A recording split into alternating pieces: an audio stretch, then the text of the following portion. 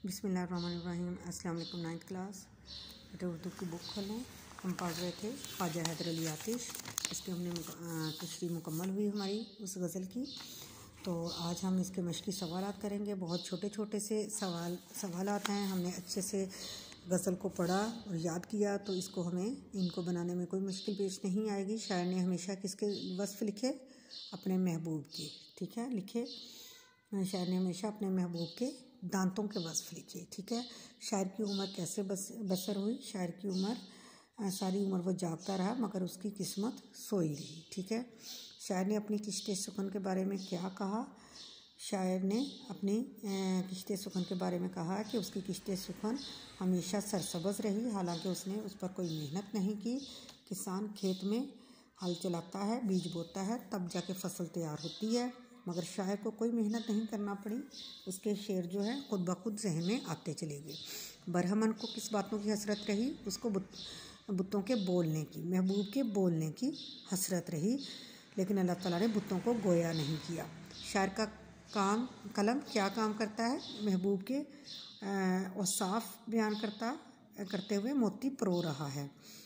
आगे है इन तराकीब के मायने लिखने हैं। वस्फ़े दंदाने यार के महबूब के दांतों की खूबियाँ। फ़िक्र किश्ते सुखन, शायरी की खेती। ठीक है। आगे है कालम अलिफ को बे से मिलाना है। अंधेरा उजाला। वस्फ़ खूबियाँ। वस्फ़ क्या है?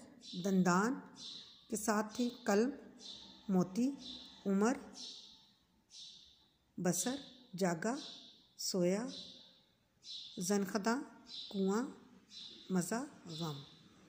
ठीक है बेटे, ये हमारा मुकम्मल हुआ। और आगे जो है हमने एराब लगाने हैं, वो आपको बेटे अच्छे से समझ है। एराब कैसे लगाने हैं, अल्फाज के मायने हैं, ये हमने तशरीह करते हुए साथ के साथ वस्फ़ खूबियाँ, वक्त, किस्मत, बरहमन, हिंदुओं की आला ज़ात का नाम है। ज़नख़दान ठोड़ी में पड़ने वाला घड़ा। आतिश का एक तो मतलब होता है आग, और दूसरा क्या है? आतिश यहाँ पे शायर का नाम यानी उसका तखल्लुस है। अल्फाज के मुतज़ाद हैं। अंधेरा उजाला, जागना सोना, गम खुशी, आग पानी, उल्ट इसका लिखना है। ठीक है।